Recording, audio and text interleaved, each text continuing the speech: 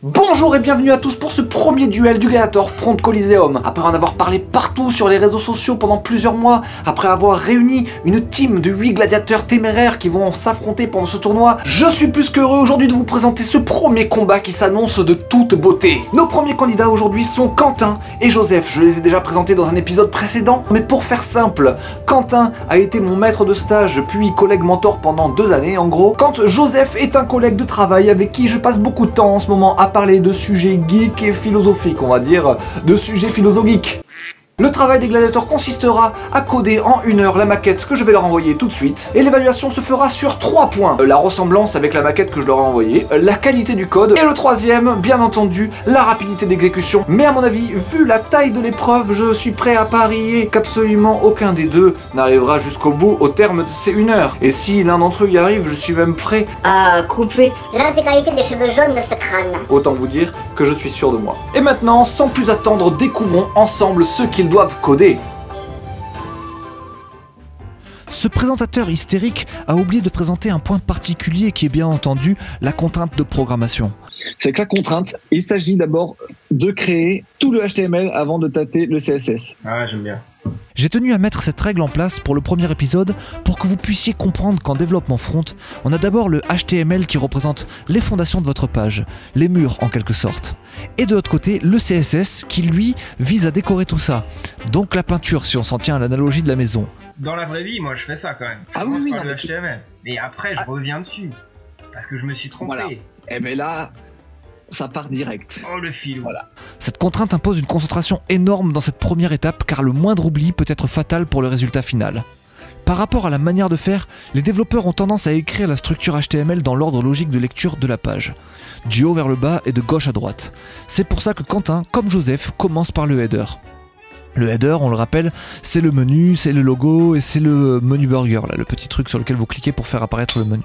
Il est bon de noter que 1000 structures HTML différentes peuvent donner le même résultat final une fois le CSS mis en place. Ici, on voit très vite que nos deux challengers implémentent le menu de façon très différente.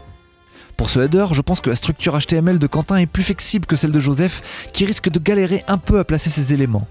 Aussi, Quentin a choisi de créer les éléments graphiques par la suite en CSS, ce qui est assez ambitieux et stylé. Joseph a privilégié le fait de faire des exports en images de ces éléments.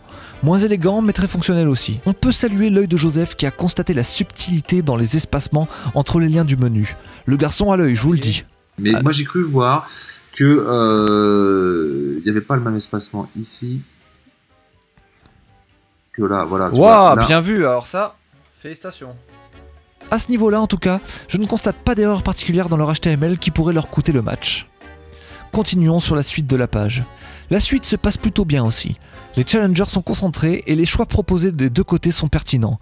Ils utilisent les bonnes balises header, main, aside qui favorisent par la suite un bon référencement dans les moteurs de recherche. Quentin a fait un choix pas super subtil par contre en utilisant des balises button, pas vraiment faites pour ça. Je me complique la vie là parce que... t'as le stress. C'est toujours la merde. Moi, je n'utilise pas ce composant que je déteste. Bouton. En fait, là en réalité... Non, en vrai, je ferais pas ça du tout. Donc je vais arrêter de faire le mal. Mais cette erreur est rattrapée par la première faute de Joseph qui oublie d'inclure les petites flèches de navigation à sa feuille HTML. Il ne s'en rend pas compte tout de suite, espérons que ça ne le perturbe pas trop par la suite. Je vais faire un petit tour rapide, mais j'ai tout ce qu'il faut normalement avec ça. C'est relativement court, mais ça correspond à ce qui est attendu, hein, je pense. Ouais. Écoute, je suis à 2 doigts de me dire que j'ai fini mon code HTML. Quentin finit sa structure en 18 minutes contre 25 pour Joseph qui a pris un peu plus de temps mais qui m'a raconté des choses passionnantes sur l'histoire du web, du design et m'a appris quelques astuces très intéressantes. Quand on connaît pas les softs, hein, parce que là bon il doit y avoir un endroit où on doit pouvoir afficher les règles, mais quand on connaît pas les softs, il y a une technique sous Mac, c'est de faire semblant de screenshotter l'écran. Oui. Pour vérifier la... Comment tu déplaces? Ah, avec la barre espace. Oh. Ah oui. Ah oui, oh, oui. très bon. Wow. Et oui, ça aide. Ça aide. J'aimerais pouvoir lui donner du temps bonus pour le temps qu'il a passé à m'apprendre tout ça, mais je ne peux pas hélas. Ici on juge le performeur et non le pédagogue. Prochainement je ferai peut-être un professeur Front Coliseum où il marquera énormément de points. Cette blague vous était offerte par Benjamin Code. Malgré le petit retard de Joseph, il reste suffisamment de temps à tous les deux pour mener le projet à bien. On rentre dans le vif du sujet, le CSS. Ont-ils oublié des choses dans leur fondation? Ont-ils pensé à tout? Vont-ils se mordre les doigts? C'est ce que nous allons voir juste après une page de pub. Cette blague vous était offerte par Benjamin Code. Voilà, bon, qu'est-ce que tu penses de la contrainte là pour l'instant? C'est bon? T'es serein? Oui, on va voir, je pense que je vais m'en sortir avec ça après. Donc ça se trouve, je laisse des énormités derrière moi, mais là je les vois pas. Très bien, et tu penses que là ton adversaire il en est où là justement? Ah bah non, mais si tu m'as le présenté comme étant ton mentor, je pense que je suis dans la merde. Niveau timing, clairement je me speed pas comme un ouf, donc peut-être que je suis un peu lent. L'avantage c'est que c'est plus agréable, voilà tout. Tu prends ton temps mais tu fais les choses bien en tout cas, genre... Bah j'essaye, mais tu vois je suis à mi-chemin entre... On est servi. Faire les choses bien, super rigoureux, c'est pas comme ça que je ferais. Il y a quelques trucs qui seraient différents c'est sûr, et surtout il y aurait plus de réflexion, là j'essaie quand même de concret. Mais oui, de pas faire trop dégueulasse quand même. Qu'est-ce que tu penses de la contrainte alors? C'est une bonne idée, c'est une très bonne idée parce que ça force à se schématiser les trucs dans la tête. Et parfois faire des allers-retours HTML, CSS sans arrêt, on s'y perd. Pas sur un projet de cette dimension-là, mais sur des pages plus complexes, on peut vite s'y perdre. Mais je sais que quand on fait de l'optimisation pour les moteurs de recherche, la structure HTML est cruciale. Et définir une bonne structure HTML avant de faire son inté CSS, ça peut être une très très bonne idée pour le référencement. Ok, et tu penses que là actuellement ton adversaire il en est où? Oh là, c'est équivalent. Ouais, franchement c'est équivalent. Pour le CSS, les deux challengers commencent par le header. C'est assez logique comme manière de commencer. On commence par le haut puis on défile. Ce n'est pas toujours le cas sur certains sites. On peut privilégier le fait de d'abord styliser tous les petits composants comme les boutons, les liens et que sais-je avant de les placer sur la page. Mais on privilégie cet aspect en kit sur les sites un peu plus gros où on réutilise souvent les mêmes composants. Ici, il faut juste aller vite et on réutilise pas grand chose, alors l'ordre de lecture est plutôt bon. Quentin a une bonne structure HTML pour son header, mais il se complique pas mal la vie en n'utilisant pas le Flexbox. C'est vraiment le futur les Flexbox, pour énormément d'utilisation. Joseph va peut-être pouvoir rattraper son retard ici vu qu'il a fait le choix de les utiliser de son côté. Et oui, donc moi je mets tout le display flex. Le display flex. On peut vraiment économiser la moitié du temps en passant par les Flexbox quand on les maîtrise bien. D'ailleurs, le youtubeur Axel Paris, qui sera l'un des deux challengers de l'épisode suivant, a sorti très récemment une vidéo très pédagogique dans laquelle il montre en une vingtaine de minutes les bases de Flex et comment l'utiliser. Le problème arrive hélas très vite pour Joseph qui a la bonne idée de les utiliser, mais qui a un peu foiré sa structure pour une utilisation optimale. C'est dommage, mais il peut tout de même s'en sortir facilement en rusant un peu. Hélas, une autre particularité un peu chiante de Flex vient lui jouer des tours ici. Le logo ne se comporte pas comme Joseph l'attendait. C'est à cause de Flex et j'avoue que c'est un problème très pénible quand on le rencontre pour la première fois. Je suis en train de tout mettre en CSS. Non mais comment on fait ça? Auto là, c'est ça. Okay. Non. Alors, j'ai un gros trou. Pourquoi est-ce qu'il me resize pas la hauteur en fonction de l'homothétie de l'image? Parce qu'il va le mettre en 62E parce que je suis en flex. Putain, j'ai vraiment mal joué mon header là du coup. J'ai la réponse à tous tes problèmes, Joseph, mais je ne pense pas être habilité à te les donner. C'est terrible d'ailleurs. Ouais, tu m'étonnes. J'avais passé au moins 1 heure sur Google à chercher la solution quand je l'ai rencontré pour la première fois. Là, 1 heure, c'est le temps de l'épreuve, donc il est plutôt mal barré. Il lui manque une ligne dans son code et tout son problème se résoudrait d'un coup. Mais hélas pour lui, il ne la connaît pas. Je fais ça. Bon. L'astuce. Je chope l'image, elle fait 87 par 60, voilà, donc je vais faire un truc, c'est vilain, mais ça sera élégant dans la vidéo. 42 pixels, fois, j'ai dit qu'elle faisait combien, cette image, 87 par 60, et ça fait son numéro, fois 60, divisé par 87. J'ai dit qu'est-ce qu'il fout, il est vraiment fou. Ouais, à peu près. C'était pour lui redonner ses proportions homothétiques. Waouh, t'as fini par arriver à tes fins, je te donnerai le trick un peu plus tard. Heureusement que Joseph est un homme plein de ressources. Dans le feu de l'action et malgré le stress, il trouve une solution un peu cracra, mais à laquelle je n'avais absolument pas du tout pensé, et qui règle son problème. Félicitations Joe. Le problème c'est que t'avais l'occasion de rattraper ton retard sur Quentin ici, et au final, l'écart n'a pas trop bougé. Il reste un peu en avance. En attendant, côté Quentin, tout se passe bien, sa méthode était un peu moins efficace mais mieux maîtrisée. Il passe donc à la suite sans souci, en fournissant un code très propre. J'en attendais pas moins de toi.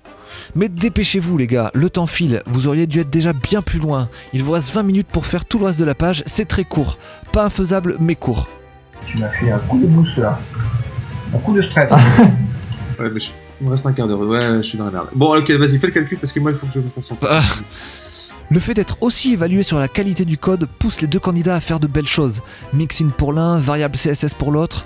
On est vraiment à la pointe de la tech. Sauf que tout ça, c'est peut-être un peu overkill vu le temps dont vous disposez les gars. Dépêchez-vous, oubliez la poudre aux yeux ou vous finirez jamais à temps. Un reproche que je voulais faire à Joseph est d'avoir inclus toutes les graisses différentes de la police alors que le projet ne contenait que du regular et du bold. Quentin n'a pris que ces deux graisses afin d'optimiser au mieux le temps de chargement de la page, bon point pour lui. Mais quand j'ai parlé de ça à Joseph, et pendant qu'il codait, il a pris un peu de temps pour me démontrer que ma remarque était un peu futile dans ce cas particulier. En effet, Joseph m'a démontré avec brio que la Montserrat, la police qu'on utilise dans ce projet, est une police de Google, utilisée par des milliers de sites internet. Cette police est donc dans le cache du navigateur de toutes les personnes, de manière quasi certaine, donc ça n'alourdissait pas spécialement le chargement de la page. Je me suis alors demandé à voix haute combien de temps pouvait durer ce cache et encore une fois, Joseph a pris le temps, en bon pédagogue qu'il est, de me retrouver cette information en allant fouiller dans les informations du navigateur. Et combien de temps tu penses qu'elle reste dans le navigateur sur un mobile par exemple, elle reste combien de temps?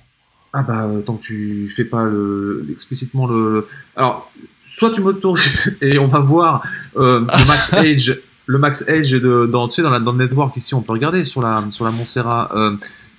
combien de temps dans les headers, combien de temps il dit que ça peut rester en cache. Ok. Mais à mon avis, tu vois, ça peut rester 6400, 600. Pas tant que ça va être quelques jours. Parce que ça va être des secondes, ça, donc il faudra remettre en. Ah ouais. Mais bon. Attends, bah je fais le calcul moi, c'est combien? Ce qui revient à 7 jours précisément. Cette police est donc téléchargée une fois tous les 7 jours par l'un des 1000 sites que vous fréquentez quotidiennement. Ma remarque était donc un peu futile, et je ne peux que saluer l'initiative de Joseph d'avoir pris le temps de me démontrer tout ça. Seulement, à force de faire des détours, la fin de l'épreuve arrive plus vite que prévu. À la fin du chrono, Joseph finit tout juste de placer l'image. Plus le temps pour la navigation, les flèches et le placement des réseaux sociaux. De son côté, ça fait 5 minutes que Quentin sue à grosses gouttes pour tenter de finir tout dans les temps. L'heure n'est plus à l'élégance, les placements sont un peu plus approximatifs, mais à la seconde près, tout finit par rentrer à peu près à sa place. Quentin finit son intégration juste à temps, ce qui ne présage rien de bon pour mes cheveux. Ah mais c'est cool. J'espère que Donc j'ai pas fait ça t'a plu? Ouais, trop bien. C'est trop bien. C'est Cool. marrant, quoi. Donc éventuellement tu voudras faire un match la demi-finale quoi. Ah bah bien sûr. Et c'est que le Parce que truc, maintenant que tout est set-up, moi je fais partie des gens qui comprennent pas trop le e-sport et les stades remplis de gars qui regardent du foot sur console. Ouais. Mais là je me dis il y aurait eu du public, ça aurait pu être vraiment fun. Complètement. Avec vous deux en face là et tout, moi je rêverais, tu vois, que vous soyez en face et que les gens soient là en mode allez, c'est stylé quoi. Ouais grave. Ouais non. Bah ça c'est dans la 5e édition du Gladiator Front Coliseum, on le fera dans des grosses conditions comme ça. Ouais, bah carrément. L'avance qu'il a prise sur Joseph pendant la réalisation du HTML n'aura finalement pas été comblée. Au contraire, cet écart s'est agrandi à mesure que Joseph me transmettait un savoir très intéressant et varié, que je ne peux pas forcément lister de manière explicite ici. Peut-être que sans interlocuteur, Joseph se serait moins dispersé et aurait pu finir à temps. Mais avec des signes, vous savez... Du résultat, mais clairement... Clairement, normalement, Joseph, c'est fini, actuellement. C'est fini. Ouais, bon bah... Voilà, j'ai complètement sous-estimé le CSS comme un con. En pensant que ça allait être kiff-kiff, mais pas du tout, je suis con. J'aurais dû laisser ça peut l'être, mais t'as eu des galères quand même. Ouais, c'est sûr que j'ai eu des galères, je suis pas sûr. Est-ce que tu t'attendais à ça alors? Non, franchement, je m'attendais pas à ce que ça... je m'attendais pas que ça me prenne autant de temps. T'as trouvé ça dur ou pas, ouais? Bah oui. Avec le stress et avec l'urgence donc de faire cette intégration le plus rapidement possible, effectivement, c'était un peu dur. Et voilà. Et je sais que j'ai déjà dit, je l'aurais dit, mais il y avait moyen de faire d'aller nettement plus loin. Ouais. Parce que même j'ai pensé à un moment donné que j'allais avoir largement le temps de tout intégrer. Alors je sais pas comment je fais pour le vivre comme ça. J'imagine que je me rends pas tellement compte du temps non plus que je passe forcément en intégration. Oui, c'est en fait toujours un peu plus compliqué, c'est sûr. Tu penses que ton adversaire il est allé jusqu'où? Ah ça, je pense que quelqu'un qui a plus l'habitude de faire du front dev, parce que encore une fois, moi je considère que je fais quand même partie de la famille des fronts experts. Mais comme ça touche aussi bien l'OMGL, l'anime, etc. Voilà. Oui, t'es clairement un expert, hein, ça je peux le confirmer. Tu fais des trucs hyper fantastiques que beaucoup de front dev ne savent pas faire, justement parce que t'as ce côté expérience folle dans tous les sens. Enfin, t'arrives à faire des trucs complètement fous, hein, ça c'est certain. Je pense que quelqu'un qui a l'habitude de faire ça, même toi, je pense que oui, vous serez allé plus loin. Je pense aux garçons qui bossent avec moi, sans doute aussi, Rémi et Stéphane. Bah là, on sait pas, c'est des quarts de toute manière. Donc voilà. Pas. Sauf qu'en attendant, effectivement, comme ils sont pas venus, voilà, ils peuvent toujours aller se cacher. Exactement. Du coup, je pense qu'il allait plus loin quand même. Ouais.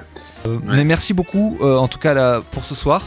C'est très chouette, vraiment. Oui, c'était cool. Ouais, merci beaucoup d'avoir donné de ton temps, merci beaucoup pour tout ce que tu m'as appris, toute la pédagogie qu'il y a dans ce que tu fais, parce que c'est, y en a beaucoup, je trouve. Ouais.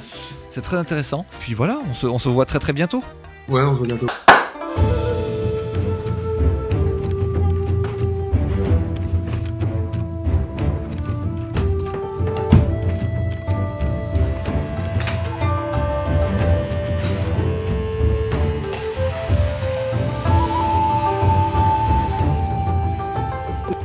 Dans ces conditions, Quentin remporte automatiquement les points sur la qualité de la maquette et sur la vitesse. Niveau du code, les deux challengers ont présenté des approches très intéressantes et ont mis en avant des techniques de code très intéressantes. J'aurais eu du mal à les départager à ce niveau-là. Bon travail à tous les deux les mecs. Maintenant, on annonce le vainqueur.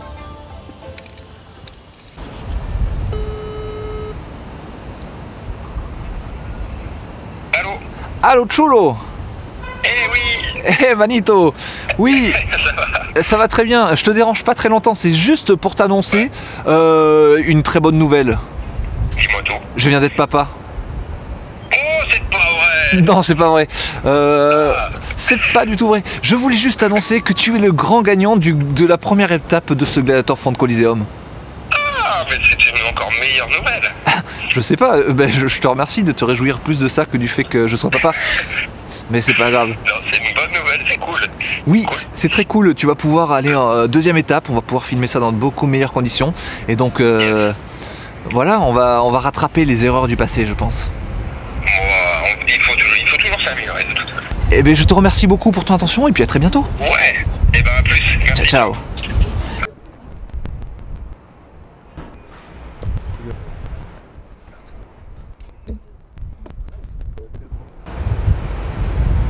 Oh mamma mia. Bon voilà, en fait en ce moment je travaille ici. Je fais 3 mois ici, c'est absolument ouf. L'endroit est trop beau et tout. Et regardez la petite cerise sur le gâteau, c'est ce toit effectivement immense. Et sur ce toit immense, on a une petite vue sur le Sacré-Cœur. Voilà, et puis grosse vue panoramique des familles, on se mégaise. Voilà pour ce premier épisode du Gladiator Front Coliseum, c'était vraiment super cool à tourner avec les deux challengers, c'était vraiment pas du tout cool à monter, mais ça c'est une autre histoire, je vous en parlerai un peu plus tard dans un autre épisode. Voilà. Comme c'est un concept un peu nouveau pour lequel j'ai pas vraiment de modèle sur internet, je peux pas savoir ce qui est bien, ce qui est pas bien, etc. Donc je compte vachement sur vous pour me dire ce que vous avez pensé de ce premier épisode, ce que vous avez aimé, ce que vous avez pas du tout aimé, ce que vous aimeriez voir dans un prochain épisode, et puis toute autre chose auquel j'aurais pas forcément pensé. Je compte sur vous. Merci beaucoup d'avoir regardé jusqu'ici. Si vous avez regardé jusqu'ici, je pense que ça sera pas tout le monde, mais ceux qui sont jusqu'ici, je vous félicite, vous êtes des killers. À bientôt. Ciao.